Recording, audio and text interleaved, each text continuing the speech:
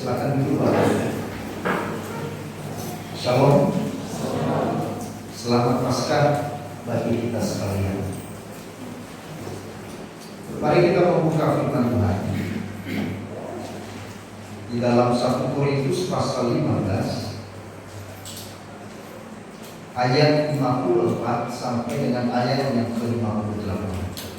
1 Korintus pasal 15 ayat yang ke-54 sampai dengan ayat yang ke-58.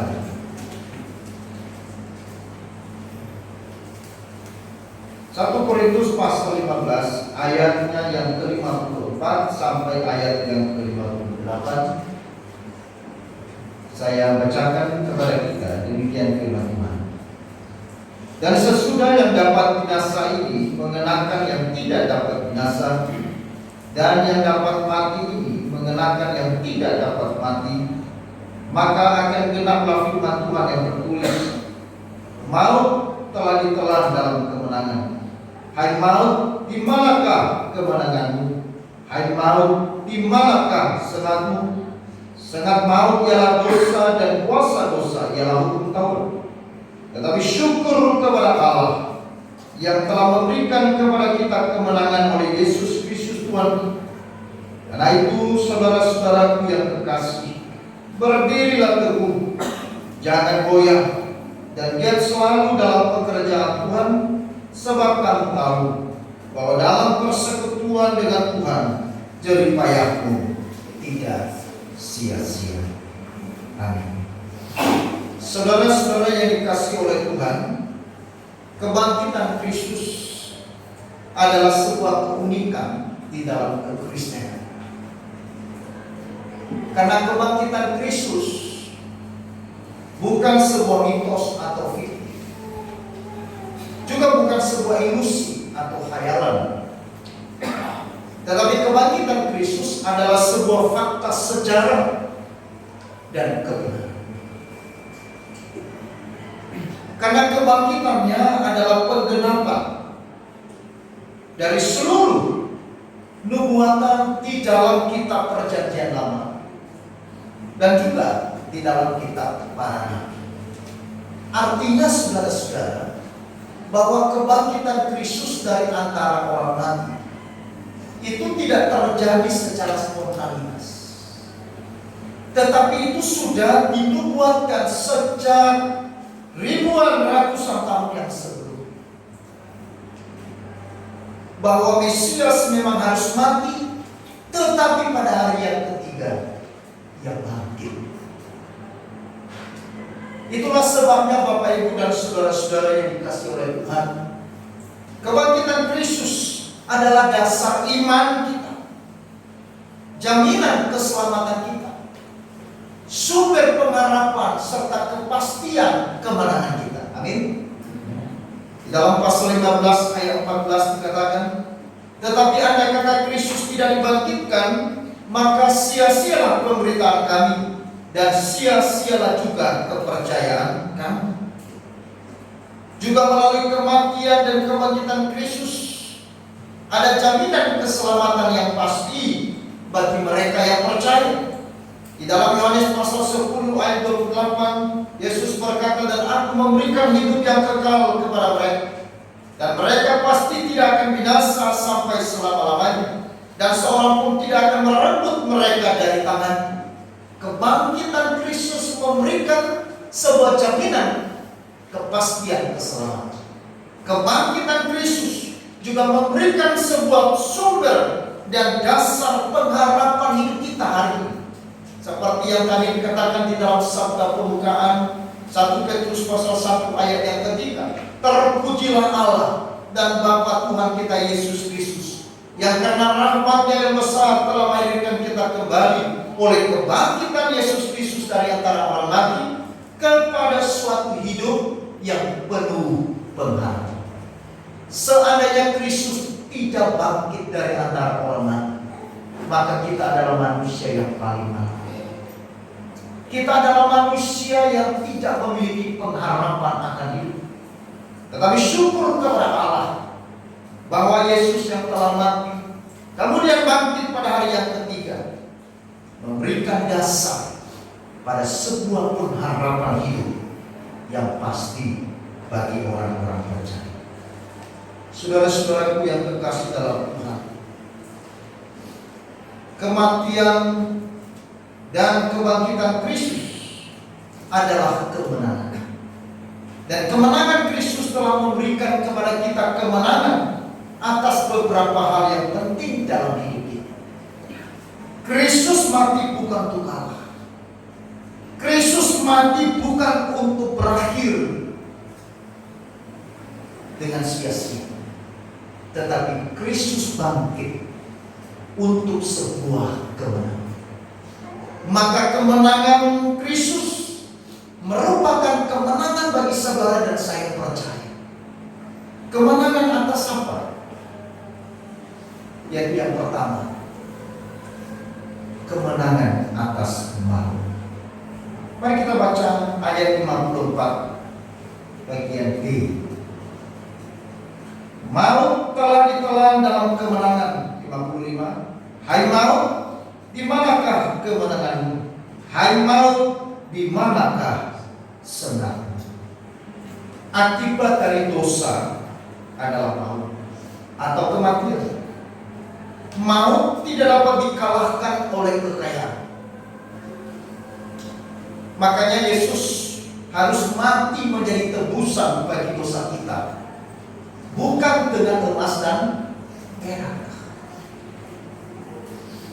tetapi melalui pengorbanan dirinya sendiri. Maut juga tidak bisa dikalahkan oleh kekuatan fisik. Maut juga tidak bisa dikalahkan oleh posisi kita atau status sosial kita di dunia ini. Maut dia tidak mengenal siapa. Apakah engkau orang kaya atau orang miskin? Apakah engkau pejabat atau bukan pejabat? Apakah engkau seorang yang terkenal atau yang tidak terkenal? Maut tidak ada yang bisa mengalahkan. Itulah sebabnya maut atau kematian adalah sebuah musuh yang paling menakutkan bagi manusia. Tetapi melalui kematian dan kebangkitan Kristus dari antara orang mati, maut telah dikalahkan. Kematian yang menakutkan bagi manusia sekarang diubah oleh kebangkitan Kristus. Apakah berarti bahwa setiap orang yang percaya tidak akan mengalami kematian lagi? Kita pada suatu saat pasti mengalami kematian. Namun konsep tentang kematian itu sudah berubah. Kalau sebelumnya kematian adalah sesuatu yang menakutkan, tetapi sekarang bagi kita yang percaya kepada Kristus yang sudah bangkit dari antara orang mati, kematian diubah.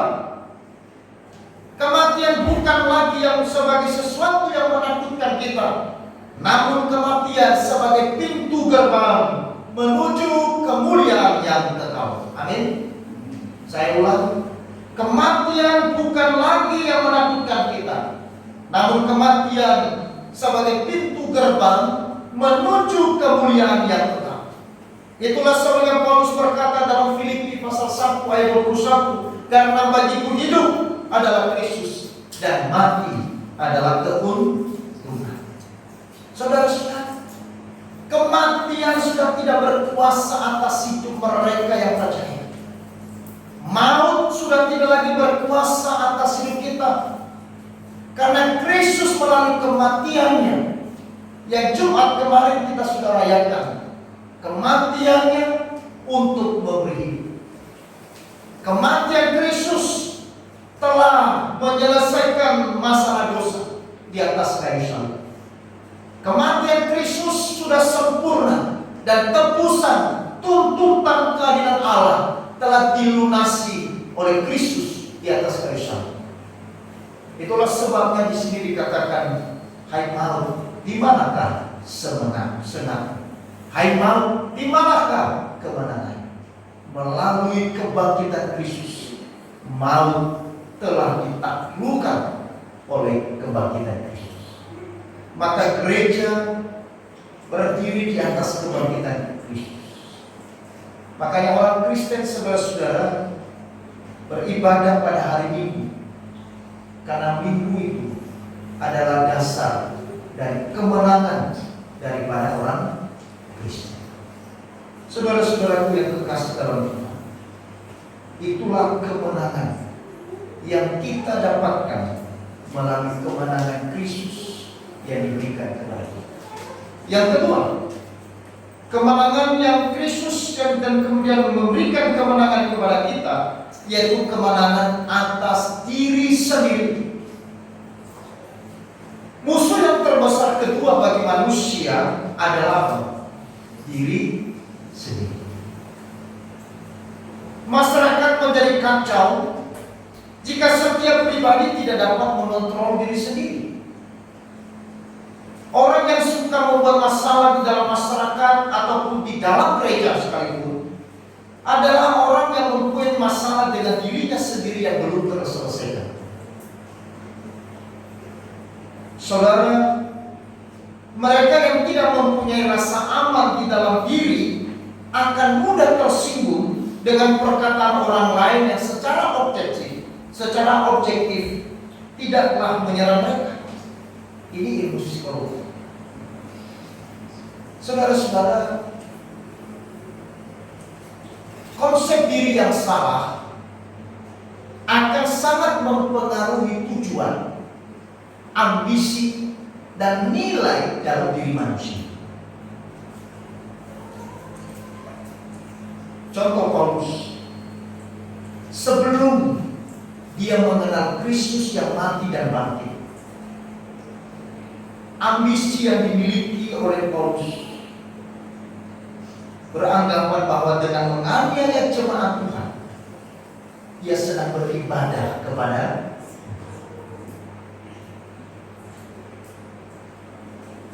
Sebelum Paulus mengenal Kristus yang sudah mati dan bangkit, maka Paulus beranggapan sebelumnya bahwa melakukan hal-hal dengan menganiaya orang-orang Kristen yang ada di Danzig, mereka berkata itu adalah konsep yang benar. Tetapi saudara-saudara, setelah Paulus bertobat dan mengenal Kristus yang mati dan bangkit, setelah Paulus konsepnya berubah, ia berkata apa? Semuanya itu adalah kerugian dan sampah. Paulus berkata bahwa nilai di dalam hidupnya adalah sebuah popularitas. Paulus memiliki konsep yang salah tentang nilai sebelumnya. Dia menganggap bahwa nilai yang penting dalam hidupnya adalah bagaimana melakukan hal-hal yang kelihatannya benar di hadapan manusia.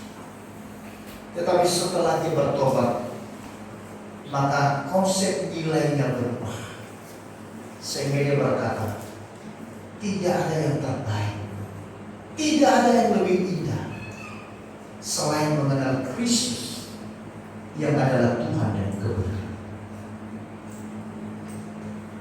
Saudara-saudara, nilai yang salah, seperti misalkan falsafah komunis, berkata bahwa satu-satunya yang bernilai dalam hidup adalah materi atau uang. Ada juga kaum hedonis berkata bahwa yang terpenting dalam hidup adalah kenikmatan atau kesenangan.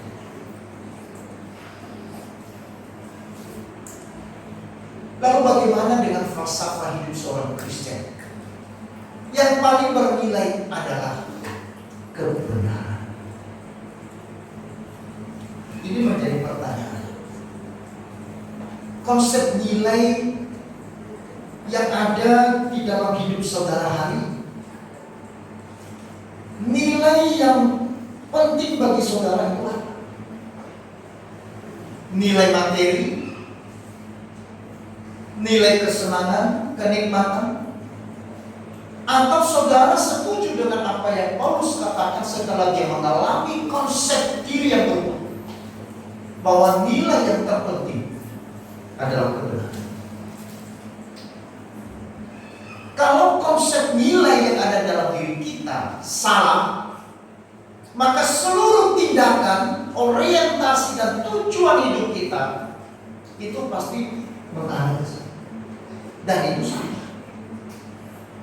Ketika falsafah komunis mengatakan bahwa yang satu-satunya yang bernilai dalam hidup manusia adalah materi, maka mengejar materi adalah tujuan utama dalam hidup mereka.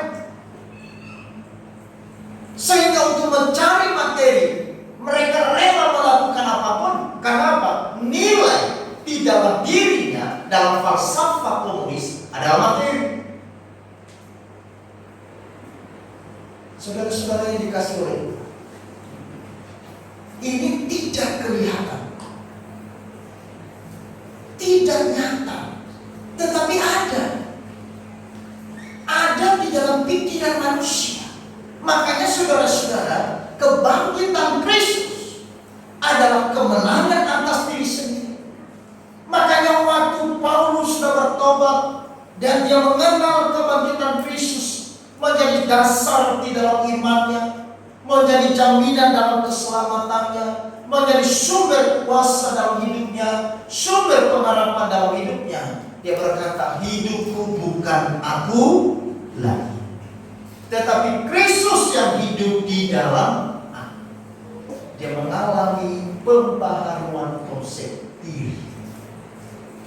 Tujuan dirinya berubah, arah hidupnya berubah, ambisi hidupnya berubah, nilai dari hidupnya berubah. Saudara-saudara, maka kalau kita masih memiliki konsep yang salah terhadap tujuan hidup kita, terhadap ambisi hidup kita, terhadap sasaran hidup kita, dan terhadap nilai dari hidup kita, maka saudara-saudara, itu akan mengikuti tindakan-tindakan saudara. Tetapi ketika saudara berkata bahwa nilai yang terpenting dalam hidup sebagai seorang Kristen adalah kebenaran, maka di situ saudara hidup untuk tujuan kebenaran. Amin.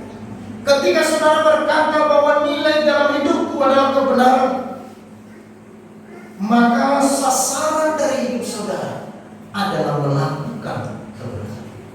Ketika nilai di dalam hidup saudara adalah kebenaran, maka saudara akan berbuat sesuatu yang benar. Bahkan saudara rela berkorban untuk sesuatu yang benar, bukan untuk sesuatu yang salah. Orang yang memiliki konsep yang salah, mereka juga punya pengorbanan yang luar biasa. Bahkan ada orang yang rela mati untuk sesuatu konsep nilai yang salah. Kalau kita sudah memiliki konsep yang benar, maka di situ terjadi sebuah kemenangan atas diri kita. Sehingga diri kita, ego kita, itu tidak lagi bertahta di dalam hati. Ego kita tidak menjadi tuan atas diri kita, tetapi Kristuslah yang menjadi tuan, yang menjadi Tuhan atas hidup kita. Ini tidak mudah. Tidak mudah. Makanya saudara, saya katakan musuh yang kedua dalam diri manusia, yang pertama tadi maut, tapi yang kedua bukan orang lain, tetapi diri saudara sendiri. Menaklukkan diri sendiri itu tidak mudah. Ini perjuangan terus menerus. Semua kita, termasuk saya, ini perjuangan menaklukkan maka kematian Kristus dan kebangkitan Kristus dari antara orang mati adalah sebuah kemenangan, dan melalui kemenangan yang memberi kemenangan atas kita yang percaya, yaitu kemenangan atas diri sendiri. Kemudian yang ketiga,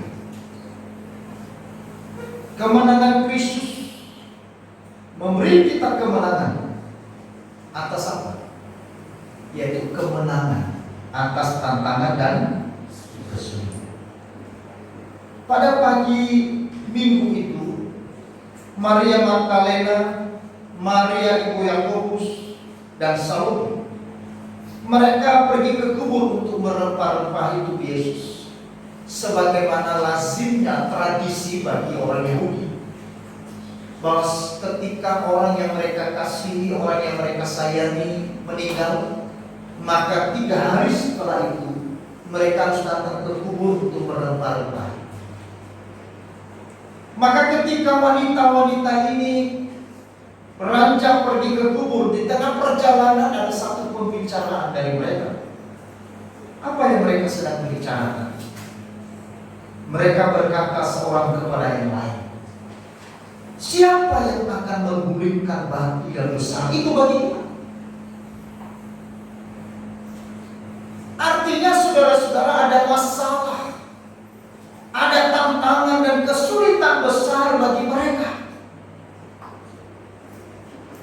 yang secara manusia mereka tidak bisa atasi.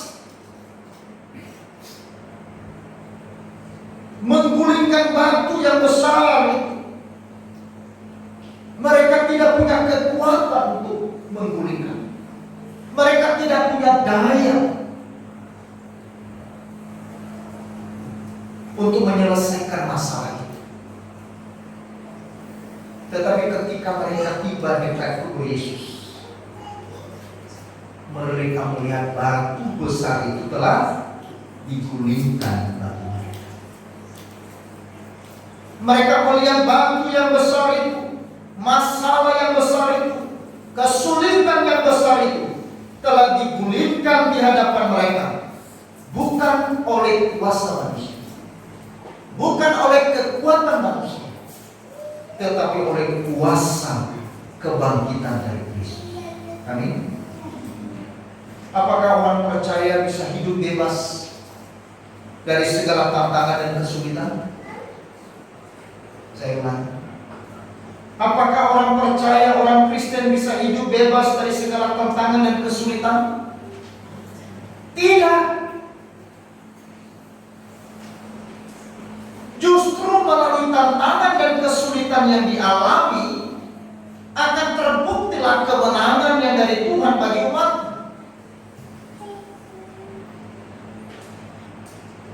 Seorang pemenang adalah dia yang telah mengalahkan segala sesuatu, kesulitan dan tantangan dalam hidup. Jikalau tidak ada kesulitan, tidak ada masalah, tidak ada kesulitan, kita menang atas apa?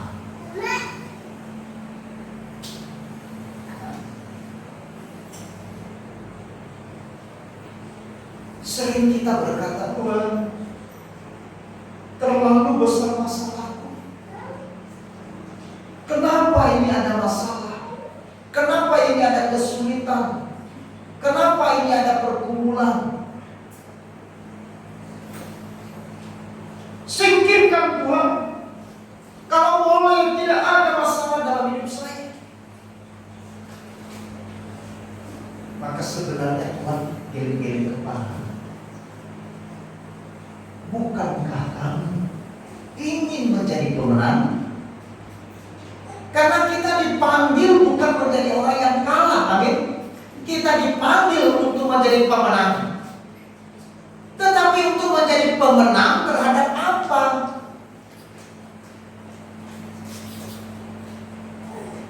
Bagaimana kita mengatakan kita telah menang? Kalau kita berkata Tuhan bereskan semua masalah, kalau boleh tidak ada pergumulan. Atau kita punya konsep yang salah bahwa mengikut Tuhan semua jalannya bebas. Perjalanan kita semua lancar, tidak ada kesulitan, tidak ada krisis dan sebagainya. Semua berjalan seperti apa yang kita mau. Makin hari kita makin makmur, makin hari makin kita kaya, makin hari makin kita sehat. Saudara-saudara, itu Tuhan tidak janjikan seperti itu. Karena Tuhan memanggil saudara dan saya sebagai pemenang. Nah, untuk menjadi seorang pemenang, maka pertanyaannya menang terhadap apa?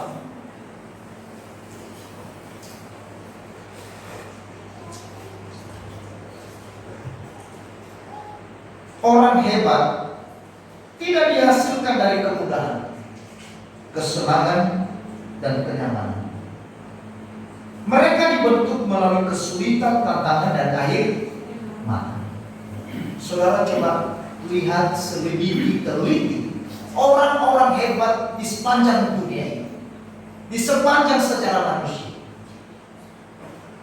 Orang-orang yang sukses dalam hal apapun, saudara lihat. Orang yang hebat tidak dihasilkan dari kemudahan. Orang yang sukses tidak dihasilkan dari kemudahan dan kelancaran.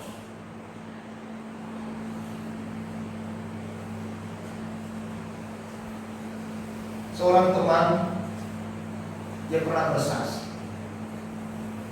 bahwa saya ini putus sekolah waktu SMA. Lalu kemudian merantau di Jakarta karena dari Medan. Saya jadi sales penggas.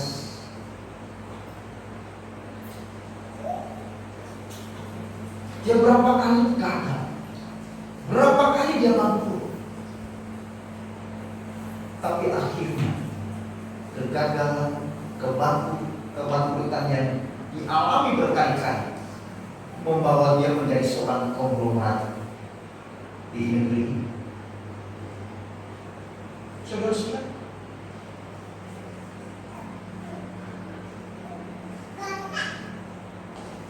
orang yang hebat adalah orang yang telah dibentuk melalui kesulitan, tantangan, dan air mata. Di dalam kitab suci, para nabi, para rasul-rasul yang kita sebut orang yang hebat, mereka tidak dibentuk melalui kenyamanan, kemudahan, tetapi mereka dibentuk melalui kesulitan, tantangan, dan air mata. Termasuk seorang Paulus yang berbicara kepada kita hari ini.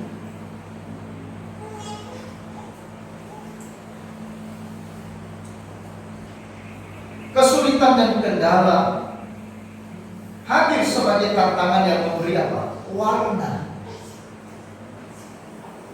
dalam hidup kita, serta memperlihatkan bahwa ada sesuatu yang baik akan kita temui sesudah melewati.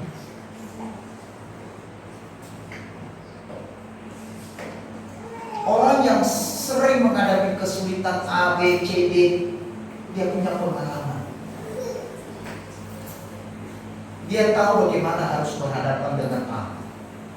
Dia tahu bagaimana harus berhadapan dengan masalah B. Kenapa? Karena sebelumnya ia telah menghadapi kesulitan dan kendala dengan warna-warni yang berbeda.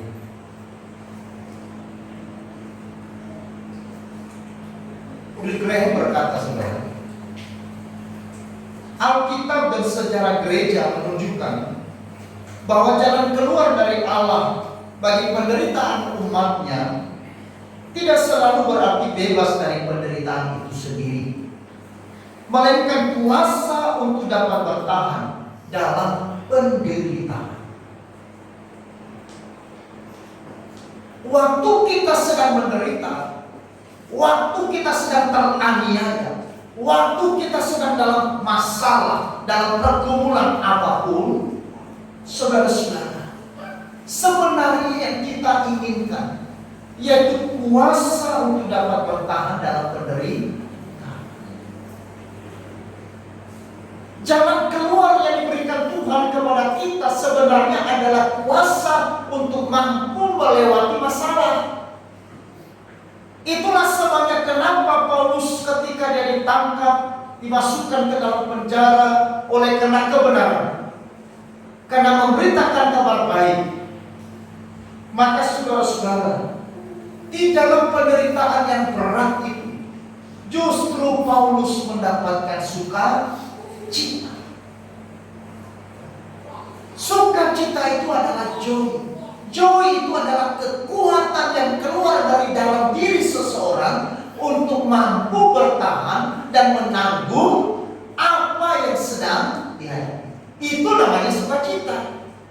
Sukacita itu bukan ekspresi saudara bersorak-sorai, bukan cara bagaimana saudara bernyanyi kalau lompat-lompat. Nah, ini namanya sukacita. Jadi kalau dia menengahi, itu namanya tidak ada sukacita. Bukan, itu happy.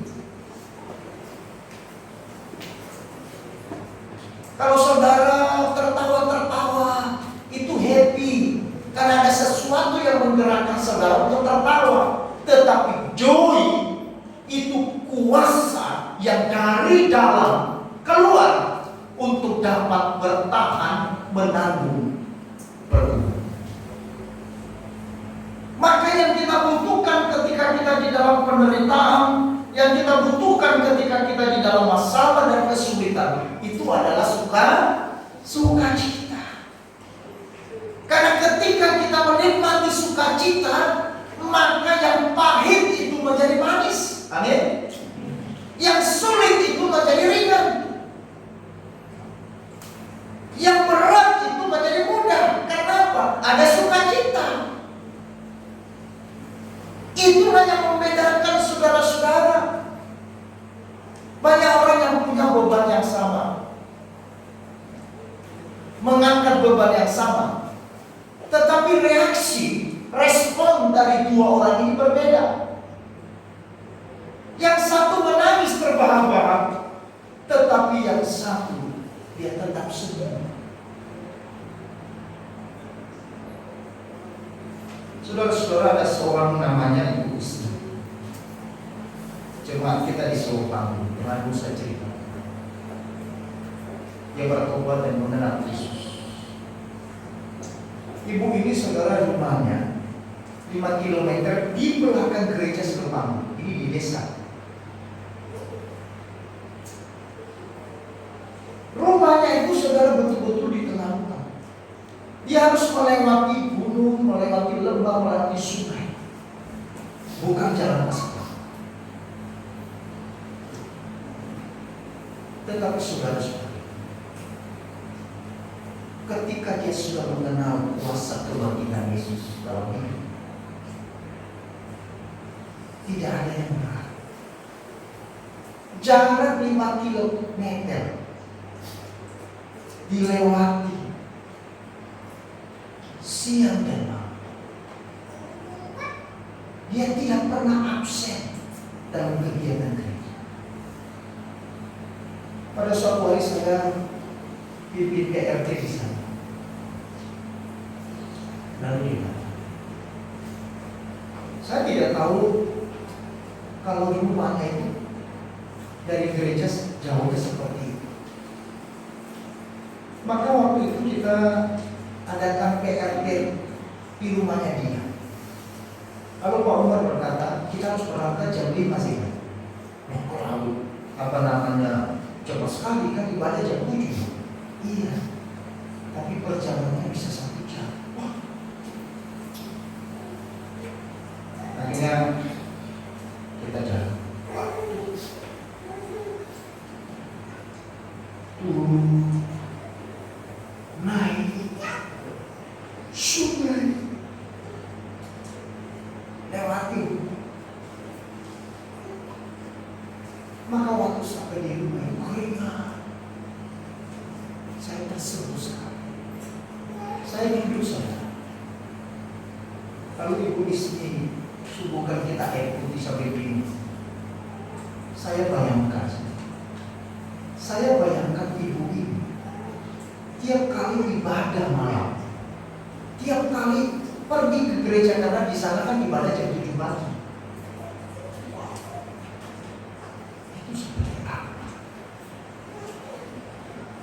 Lalu suatu hari saya tanya, ibu istri, ibu nggak capek ya? Dia katakan, tidak om.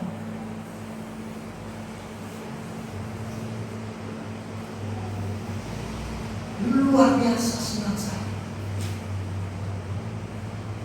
Nah kalau ibu pulang jam 12 malam gimana? Ya saya tetap bersuka cita, makanya saya sering nyanyi di tengah jalan. Saudara-saudara, ini realita.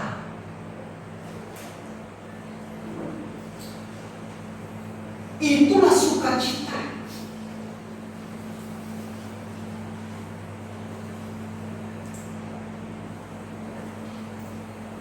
Maka orang yang sudah memiliki kemenangan adalah orang yang menang atas dirinya sendiri, orang yang menang atas tantangan dan kesulitan hidupnya. Tantangan dan kesulitan hidupnya tidak menghentikan langkahnya untuk memuliakan Tuhan. Amin. Orang yang telah menang bersama dengan kemenangan Kristus yang sudah bangkit, tantangan dan kesulitan tidak menghambat dirinya untuk melayani Tuhan.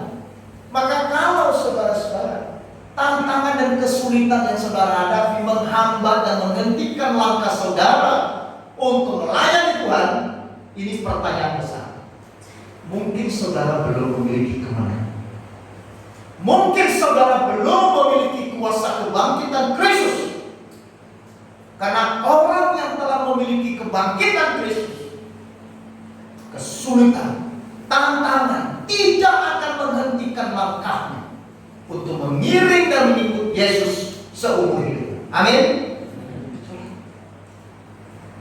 Saudara baca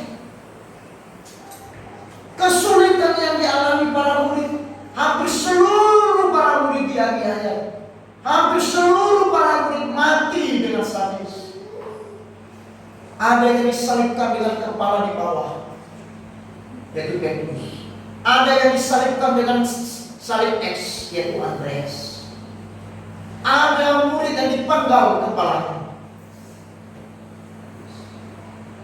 Bahkan Yohanes hampir mau digoreng di sebuah wajan yang besar. Tetapi mereka tidak pernah mundur mengikuti. Mereka tidak pernah kecewa. Karena mereka telah mengalami sebuah pembaharuan konsep. Padahal Petrus dulu sebelum Kristus bangkit, Petrus menyangkali Yesus.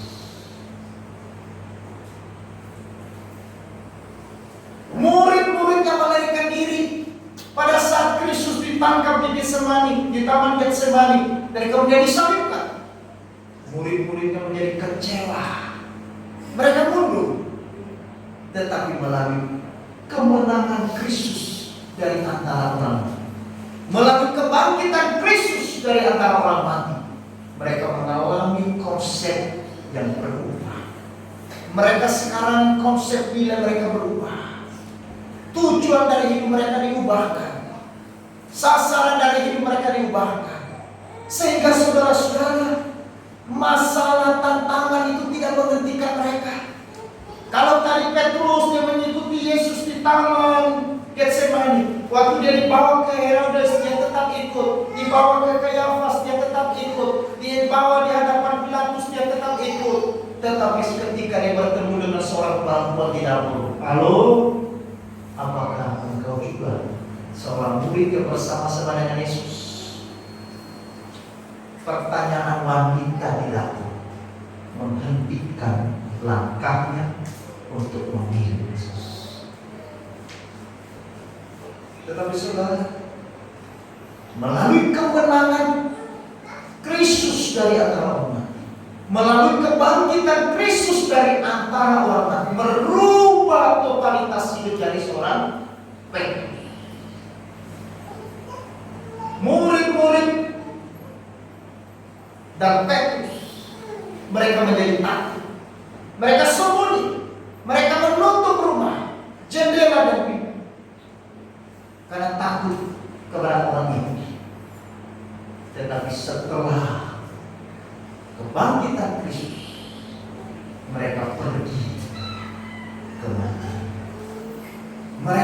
tidak bisa dihentikan langkah mereka. Penjara tidak bisa menghentikan mereka. Pedang tidak bisa menghentikan mereka untuk menyampaikan kebenaran. Kesulitan, aniaya, kelaparan, dan sebagainya tidak menghentikan hati mereka dan langkah mereka untuk terus mengikuti Tuhan. Bahkan sampai pada akhirnya Petrus waktu sampai di Roma, dia ditangkap dan disalibkan. Bahkan dia minta untuk disalibkan tidak seperti Tuhan.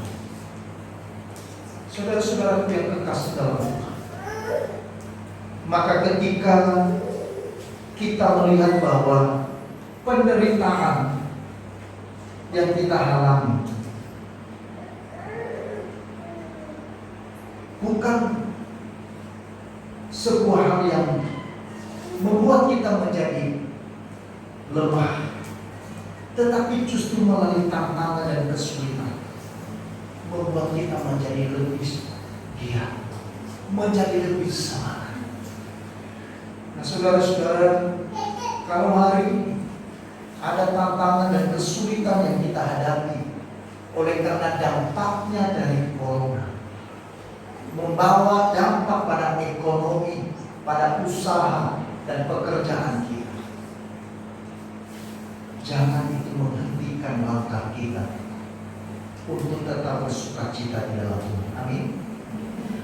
Jangan karena corona menghentikan diri saudara untuk mengikuti Tuhan. Jangan karena kesulitan secara ekonomi menghambat saudara untuk melayani Tuhan.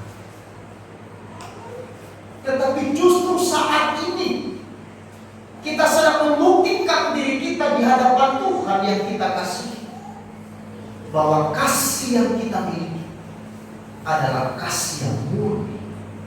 Cinta yang kita miliki adalah cinta yang suci, cinta yang betul-betul mengasihi tanpa syarat. Nah, oleh karena itu saudara-saudara, mari, kalau kemenangan Kristus telah kita terima melalui kebangkitan Kristus, maka kita harus apa? Berdiri dengan teguh di dalam kebenaran. Jangan ragu, jangan goyah, apalagi putus asa. Tetapi giatlah dalam pekerjaan kita. Di dalam ayat 58, kita baca bersama-sama.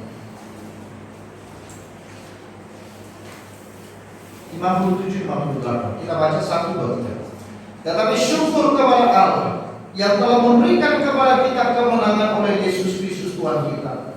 Karena itu saudara-saudara yang kekasih, berdirilah teguh, jangan goyah, dan giatlah selalu dalam pekerjaan Tuhan. Sebab kamu tahu bahwa dalam persekutuan dengan Tuhan jerih payahmu tidak sia-sia. Sebab jerih payahmu tidak sia-sia. Kenapa jerih payahmu tidak sia-sia? Karena Kristus telah bangkit. Kebangkitan Kristus memberikan pengharapan yang pasti dan hidup kekal kepada saudara dan saya. Maka segala jerih payahmu di dalam Tuhan itu tidak akan pernah sia-sia, karena Kristus telah bangkit. Maka itu sebabnya saudara-saudara, tadi saya sudah katakan bahwa kebangkitan Kristus adalah dasar dari iman kita, jaminan dari keselamatan kita, surga, serta kepastian kemenangan bagi kita yang percaya. Mari kita bangkit. Mari kita memiliki kemenangan atas maut, kemenangan atas diri sendiri, dan kita memiliki kemenangan atas tantangan dan kesulitan yang mungkin saudara-saudara bersama dengan Yesus yang bangkit, kita akan tetap Selamat Paskah. Tuhan Yesus